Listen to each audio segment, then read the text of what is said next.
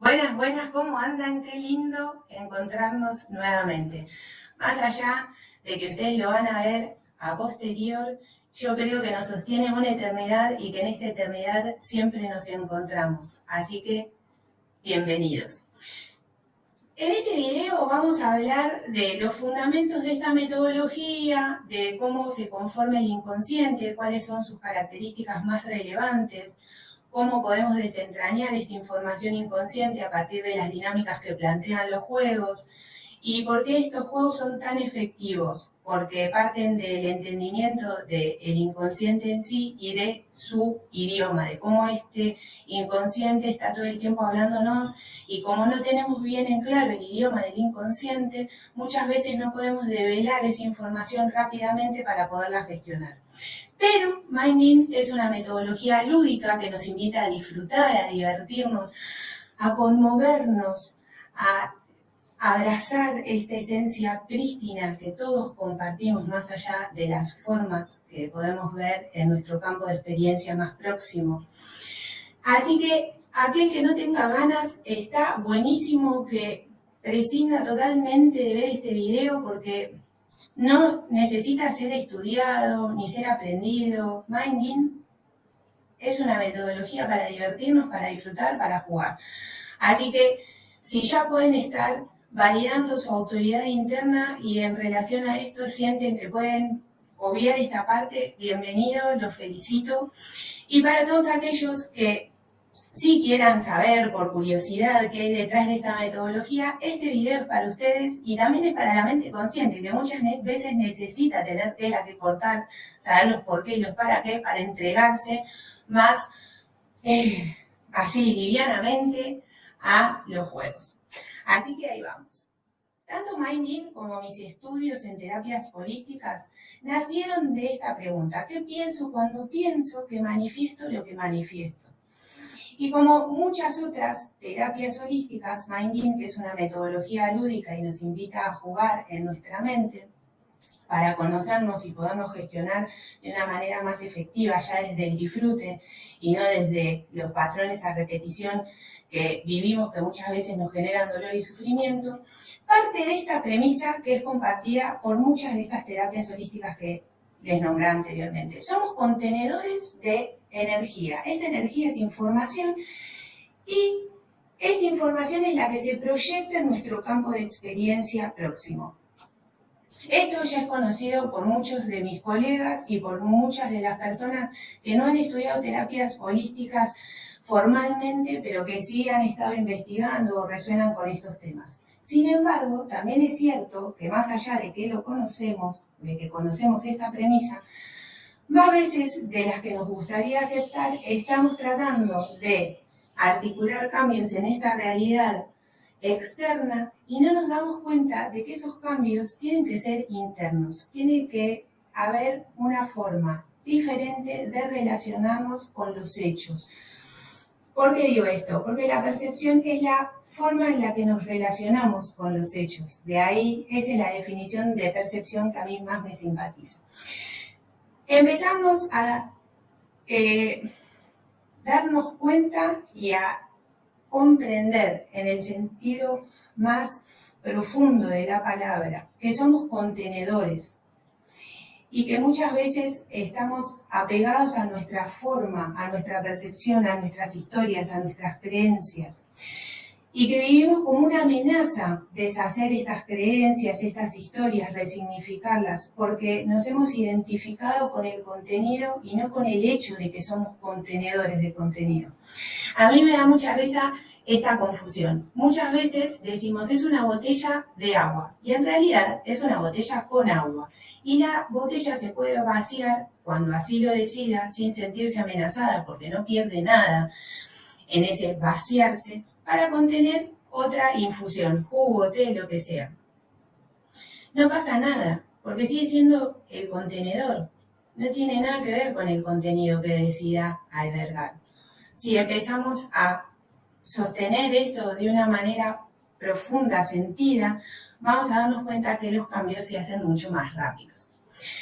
Vamos ahora a ir separando las aguas. Vamos a hablar de la información consciente y del inconsciente, de cómo es este inconsciente, qué características relevantes podemos enumerar, que son 4 nada más, cómo se conforma el inconsciente y cómo se adentra Minding a este inconsciente para articular cambios de una forma rápida y disfrutable y sencilla. Podemos decir que esta información que albergamos puede ser consciente o inconsciente. Algunos dicen que el consciente es el 5 o el 3%, y por lo tanto el inconsciente, la información inconsciente es el 97 o el 95%. Si yo les digo, lleven su atención al aire fresco que entra por la punta de su nariz al inhalar y sale ya más tibio también por la punta de su nariz al exhalar, ustedes, por el simple hecho de poder posar su atención en su respiración, toman conciencia de esta. Más allá de que no seamos conscientes todo el tiempo de que estamos respirando, poder posar nuestra conciencia ahí es fácil. ¿Por qué? Porque tenemos registro. Entonces, la gran diferencia entre el infoconsciente y el inconsciente es esta facilidad atencional. Podemos llevar nuestra atención rápidamente. En cambio, con la info inconsciente nos cuesta más porque muchas veces no tenemos registro de la misma. A todos los terapeutas nos sucede que nos llaman los consultantes y por lo general vienen con la intuición de que algo anda mal, algo los limita, no saben bien por qué. Nos cuentan una historia y a partir de esa historia nosotros empezamos a buscar patrones, ¿no? A encontrarnos con patrones. Estos patrones, estas historias conflictivas que se repiten, nos dan una información precisa, que es la que sustenta esa vivencia. Recuerden que venimos de la expresión de la premisa de que la información que almacenamos dentro es la que se manifiesta en nuestro campo de experiencia más próximo. Entonces, esta información que almacena el consultante es la que se viene repitiendo en diferentes manifestaciones de su historia de vida. A partir de esos patrones encontramos esa información. ¿Para qué? Para que el consultante se empiece a relacionar con esta información de una forma más saludable, es decir, que cambie su percepción, resignifique el vínculo que establece con esos hechos. Muchas veces no solo estos patrones se repiten en la historia de vida del consultante, sino que además, y muy probablemente, se repitan en su sistema vincular. Y acá me parece importante puntualizar en que somos partícipes de sistemas. Y con esto quiero decir que nos empecemos a pensar más allá de nuestra individualidad. ¿Por qué? Porque el inconsciente colectivo tiene una gran injerencia en nuestra información, en la información que almacenamos. Entonces, muchas veces podemos tener un entendimiento más profundo de nuestro inconsciente personal cuando vemos cómo es ese inconsciente familiar que nos alberga y ese inconsciente colectivo que alberga el sistema familiar en su totalidad. ¿Cómo es el proceso de forma sintética? Ya sea un integrante del sistema vincular de la familia del consultante o el consultante en sí, vive una experiencia dramática, entre comillas, y saca una conclusión, una generalización muy vaga. Supongamos que hay una niña cuya madre vive muy mal el hecho de que su padre sea un picaflor. Y entonces cada vez que su pareja sale a la noche, la madre cierra la puerta, se quiebra en llantos y dice: todos los hombres son iguales, no son dignos de confianza. Y esa niña asocia hombres de confianza, dolor. Es una generalización muy vaga. Por eso me parece, una creencia es una generalización muy vaga. Por eso me parece copado poder contrastar la representación del mundo con una foto de la galaxia. Y esto también viene a cuento de que el inconsciente piensa en imágenes. Pero lo vamos a ver más adelante. Cuando nos estamos relacionando de una forma disfuncional con los hechos, cuando hay dolor, miedo, sufrimiento, enojo, ira. Para un curso de milagros solo existen dos emociones, el amor y el miedo. Y centrándonos en esta definición tan acotada de las emociones, ustedes me pueden llegar a decir, no, no es cierto, porque no es lo mismo sentir enojo que sentir miedo o que sentir dolor. Y yo con esto coincido. Pero los fundamentos son muy profundos y quiero también compartírselos para empezar a limpiar de tantos conceptos esto de la autoindagación. Si yo no tuviese miedo a perder algo, no podría sentir tristeza. Si yo no tuviese miedo de sentirme amenazado, no podría sentir enojo.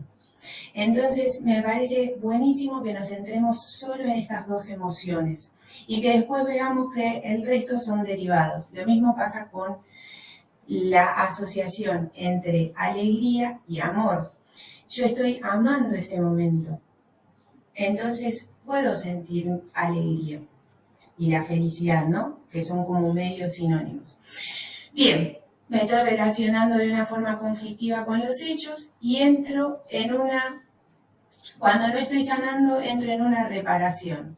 ¿Qué es la reparación? Es una forma de seguir articulando cambios desde el mundo dual.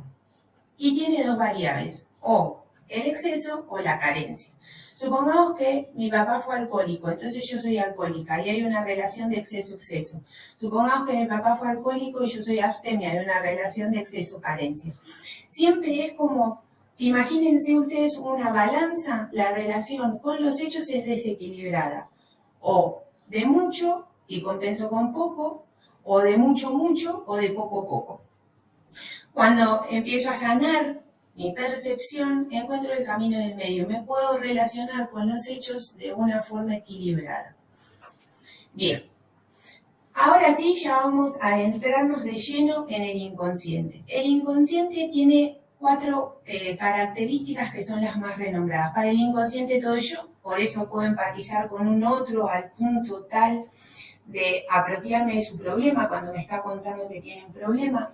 O también por eso puedo proyectar las cuestiones que yo juzgué como desagradables en mi persona y escondí en mi sombra en otra persona.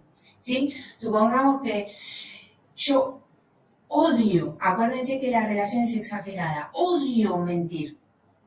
Y entonces lo escondo en mi sombra, escondo esa forma en mi sombra. Y hay otro que miente. Una vez lo vi mentir, nada más. Pero para mí esa persona se vuelve en la manifestación de todo lo que la mentira significa. Y cuando lo veo siento un desagrado profundo. Estoy proyectando. ¿Desde dónde estoy proyectando? Desde la incapacidad del inconsciente de distinguir entre mi persona y las otras personas. Es atemporal porque, por eso, una experiencia vivida en el pasado con una alta carga emotiva. Recuerden que sin emoción no hay aprendizaje, debemos de emocionarnos. Por eso la invitación cuando se juegan los juegos es a divertirnos, es a disfrutar esa alegría. Vamos a empezar a almacenar información desde estados amorosos agradables que nos lleven a reconciliarnos con nosotros mismos y con la vida. Dejemos de aprender en relación al drama, por favor. Vivo una emoción, vivo una experiencia que yo rotulo como dramática, hay un imprinting emocional, vengo al presente, tengo una vivencia con la que leo algunas semejanzas con aquella experiencia pasada y mi inconsciente enseguida reacciona, porque es atemporal. Y como además el inconsciente solo asocia, le resulta muy fácil asociar, en realidad es la única dinámica en la que basa su aprendizaje. Entonces, nada, me lleva a reaccionar. Recuerden el ejemplo anterior que la niña había asociado hombre, desconfianza, dolor. Punto, asociación. Después nosotros vamos a resignificar esa asociación como terapeutas, pero en su momento esa situación dramática la llevó a hacer esa asociación. Y para el inconsciente no hay diferencia entre lo real, lo simbólico, lo imaginario. Por eso cuando nos adentramos en los tableros, que como simbolismo hemos rotulado como espacios sagrados, Y si aparecen las personificaciones de las voces de nuestros diálogos internos, como nuestro saboteador interior, nuestro maestro interior, nuestra niña interior, nuestro arquetipo madre o padre, el inconsciente no distingue entre esto real y simbólico y puede hacer una representación muy fidedigna de esta información que almacenamos dentro y puede gestionar cambios de una forma muy efectiva, ¿sí? Y en esta incapacidad de distinguir entre yo y otras personas, al movernos dentro de los espacios sagrados, que no son más que la representación de nuestra mente dividida, empiezo a darme cuenta también que cuando salgo al mundo real y pienso que una persona es la encarnación de la mentira o la encarnación de la violencia, no sé qué, me empiezo a dar cuenta en realidad que esa figura externa tiene más que ver con la información que yo estoy almacenando dentro y que cuando yo puedo gestionar esos personajes en este espacio lúdico, esas personas o dejan de tener peso en mi vida externa, en mi vida material, o literalmente desaparecen de mi vida. Bien.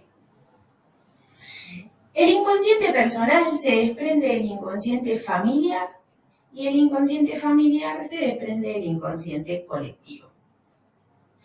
El inconsciente personal guarda todo lo que alguna vez fue consciente y fue olvidado o reprimido, y el familiar lo mismo, pero en términos de sistema, ¿no? El inconsciente colectivo tiene un par más de variables. Guarda la historia, la cultura, las religiones, y empiezan a aparecer los arquetipos, que Jung descubrió a partir de que cuando sus consultantes entraban en trance, le contaban experiencias relacionadas con conceptos universales que excedían su experiencia de vida personal. Y entonces nombra entre los más importantes al arquetipo madre, al arquetipo padre, al arquetipo ego, al arquetipo persona.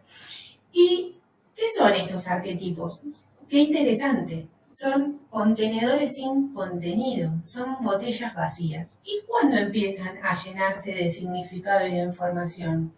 Cuando la persona comienza a relacionarse con estos títulos, que son títulos sin desarrollo. Empiezan a tener un desarrollo cuando la persona empieza a establecer relaciones con los mismos.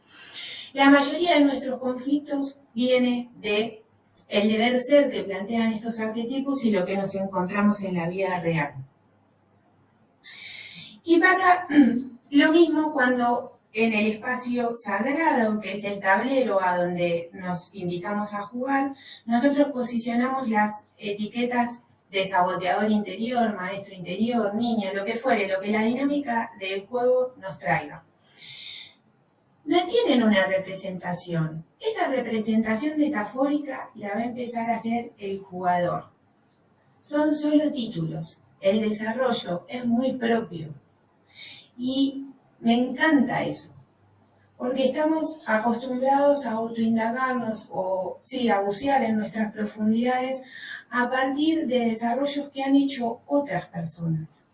Esta libertad nos permite realmente reconocernos desde nuestra propia autoría y desde este reconocimiento nos hacemos responsables y nos empoderamos porque empezamos a darnos cuenta que estos patrones han sido formulados ya sea por nosotros o por nuestro sistema, pero pueden ser reformulados siempre y en todos los casos por nosotros mismos. Y el perdón siempre es un recurso que tenemos a mano para traernos paz, para darnos paz, para habitar la paz.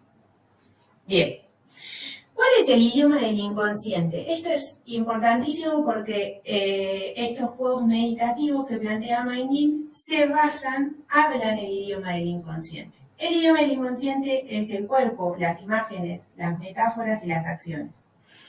Si yo les digo, chicos, saliven, y ustedes se exhortan a salivar, los dos vamos a haber fracasado. Si yo en cambio les cuento que hoy bajé a mi jardín, que fui hasta el limonero, que encontré un limón maduro, carnoso, pulposo, grande. Lo subí hasta la mesada de mi cocina, tomé un cuchillo del cajón y lo corté. Y era tan jugoso que empezó a segregar un jugo impresionante, al punto tal de hacer un charco en la mesada. Y entonces decidí agarrar el exprimidor y exprimir una de las mitades para llenarme un vaso de vidrio con jugo. Y después me lo tomé. Yo logré que ustedes saliven, porque hablé el idioma del inconsciente, que es el de las imágenes, es el de las metáforas y es el del cuerpo. Si yo les digo el tiempo vuela, ustedes van a tener una idea mucho más profunda de cómo el tiempo está pasando para mí, porque esta representación logra emocionarnos, porque esta metáfora invita al cuerpo, lo mismo que sucedió con el limón. Y, perdón, desde esta emocionalidad, desde esta información que también convoca a la emoción y convoca al cuerpo, nosotros podemos hacer entendimientos mucho más profundos y convocamos nuestra totalidad, empezamos a abordarnos desde nuestra totalidad, que no solo es la conceptual, la racional, la consciente. Bien. Ahora sí vamos a los juegos en sí. Mayne lo que propone es hacer representaciones metafóricas de las voces de nuestros diálogos internos. ¿Qué son los diálogos internos? Eso que nos decimos en un segundo plano la mayor parte del día. Y que no tenemos el hábito de interpelar, que más que diálogos son más bien monólogos, porque... Perdón, estoy buscando, son más bien monólogos. Con el costo que esto tiene, porque estos diálogos internos son los que digitan nuestros estados de ánimo y son desde estos estados de ánimo desde los cuales nosotros articulamos las acciones. No es lo mismo que yo el domingo agarre y diga, uy, mañana es lunes, y el lunes me levante y diga, uy, qué embole, hoy es lunes, me quedan 6 días para volver a descansar, y vaya a trabajar desde este diálogo interno y este estado de ánimo, que si yo me planto y digo, qué bueno, 6 nuevas oportunidades me esperan esta semana para poder realizar grandes cambios, para poder ir a por lo mío, que es ese aumento de sueldo, que me suban de posición en la empresa. Entonces, personifica las voces de estos diálogos internos, no nos hablamos igual cuando nos estamos motivando a cuando nos decimos que a cuando nos estamos desmotivando. Piensen un momento en la voz del no. No me sale, no soy capaz, no me gusta. Y piensen en un momento en la voz del sí. ¡Qué alegría! Es más finita, va para arriba, la voz del no va para abajo. Sí, estoy dispuesta. Sí, va a ser maravilloso. Por eso, este es un paréntesis, por eso cuando retamos a los niños y le queremos dar entidad a ese reto para que le llegue la información de lo que creemos que es peligroso o de lo que creemos que es disfuncional que ellos hagan, en PNL nos invitan a usar la voz del no. No hagas eso. Bien, entonces, personificamos las voces de nuestros diálogos internos y posicionamos las etiquetas, que no son más que las rotulaciones de estas diferentes voces, dentro del espacio sagrado, que son los tableros. ¿Cómo se ponen esos marcadores? Como a ustedes les resuene. La guía auditiva los va a llevar a relacionarse con los diferentes personajes en una secuencia preestablecida, siempre con un propósito claro y siempre con miras a resignificar el conflicto. ¿Por qué? Porque también tenemos la tendencia a darle la última palabra de nuestros diálogos internos a personajes como nuestro saboteador interior, nuestro boicoteador, nuestro asustador. Tenemos 6.200 conversaciones internas por día, de las cuales más del 90% son negativas y refieren al pasado.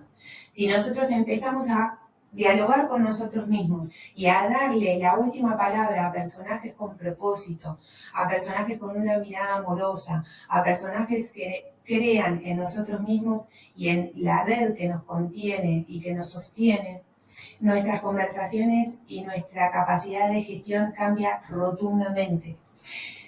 Entonces, estas secuencias auditivas nos llevan a estar relacionándonos en las últimas instancias siempre con figuras como nuestro maestro interior, nuestro aliado, nuestro arquetipo de poder. Bien, entonces esas etiquetas ustedes las van a distribuir en el espacio según su autoridad interna, según ustedes, déjenselo sentir, a ustedes les resuene. Esto ya lo habíamos visto. De acá me parece interesante decir que nuestros diálogos internos son como la estructura de nuestra percepción, que esta percepción se sustenta de nuestras creencias y que estas creencias no son más que los fundamentos de las relaciones que establecemos con los hechos. Esto es importantísimo. Minding no nos invita a estar interpelando todo el tiempo nuestras conversaciones internas. Nos invita nada más a que juguemos cuando creamos necesario. Y no hace falta jugar mucho para que estos diálogos internos que se salpican en el día a día y que nos resulta difícil gestionar porque son desordenados, a Leo le encanta desordenar estos diálogos porque entonces es más difícil poder articular cambios. Pero una vez que jugamos, nos empezamos a dar cuenta que un pensamiento se le puede escapar al consciente, que tiene muy en claro nuestros objetivos, nuestra realidad ideal, nuestra realidad deseada. Pero una personificación no. Cuando yo me empiece a hablar de una forma disfuncional, yo voy a empezar a decir, alerta, este es el saboteador el que me está hablando ahora, este es el boicoteador, este es el asustador. Ya no se me escapan más esos pensamientos salpicados. Bien. Acá profundizamos un poco en por qué yo los invito a desparramar las tarjetas marcadoras según su autoridad interna. ¿Vieron cuando ustedes piden una indicación para ir a algún lugar y se encuentran con que no tienen celular ni mapa y entonces le piden consejo a un transeúnte y ese transeúnte empieza, anda 5 cuadras derecho, dobla a la derecha, vas a ver un semáforo, detenete. ¿Qué hace con todos esos gestos ese transeúnte? Nosotros desplegamos la arquitectura de nuestra mente en un campo intangible que nos circunda. Y cuando estamos haciendo gestos, en realidad estamos tocando los conceptos, las representaciones, las metáforas que tienen significado en nuestra mente holográfica, en esta arquitectura de la mente que desplegamos en nuestro campo intangible más próximo. Por eso también cuando nos piden información buscamos con los ojos a dónde la guardamos en esta mente holográfica que se despliega cerca nuestro. Cuando hablamos del pasado decimos, no, eso ya pasó y estamos tocando nuestro pasado a nuestras espaldas. Eso va a pasar. No, falta un montón para que pase y estamos tocando el futuro que está lejos. Mañana te lo llevo y estamos tocando mañana haciendo que este es nuestro presente. Entonces, los espacios sagrados, que no son más que los tableros, cuando empiezan a contener las etiquetas, ustedes van a ver que las distribuyen según esta arquitectura interna que nos circunda y en la cual nos movemos todo el tiempo sin darnos cuenta. Cuando ordenamos nuestro día decimos, primero voy a hacer esto, segundo voy a hacer esto, tercero voy a hacer esto, me estoy relacionando con la información que guardo en mi mente. Le estoy tocando, o puede ser que acomode las cosas así. Pero en todos los casos, independientemente de los gestos, ustedes van a empezar a tomar conciencia de que la mente está mucho más allá que nuestra cabeza. Y por eso son tan importantes para nosotros los gestos, porque nos permiten relacionarnos con esta información, traerla, sacarla, ordenarla. Entonces, cuando se relacionen también, y esto igual les va a salir naturalmente y es innecesario que se los diga, pero cuando se relacionen con los personajes, van a notar que hacen uso de los gestos. Si llegado el caso ustedes ven que no están pudiendo articular un cambio propositivo con algunos de los personajes y empiecen a tocar esa información. Y van a ver que en la medida en la que tocan esa información o hacen gestos con la mano, el personaje también muta y relaja y ya no nos resulta tan pesado lo que nos está diciendo. Sobre todo cuando se relacionen con personajes que les generen miedo. Miedo como la generalidad que les hablaba, enojo, ira, miedo. Bien. Esta diapo no tiene mucho sentido, es más de lo mismo. Chicos, amigos, hermanos, escúchenme. Cuando nosotros podemos volvernos en observadores de nuestro propio observador, de ese observador que se relaciona con el mundo externo, con el día a día, cuando nosotros lo podemos ver de una manera desapegada y empezamos a darnos cuenta de qué almacena ese observador para relacionarse de esa forma con su campo de experiencia próximo, es cuando elevamos nuestro nivel de conciencia. Y como decía Einstein, un problema solo puede ser resuelto en un nivel más alto del que fue creado. Entonces, la invitación es a adquirir una maestría en el ejercicio de nuestra humanidad.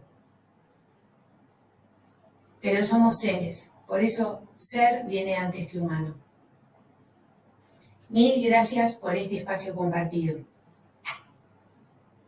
Nos estamos viendo.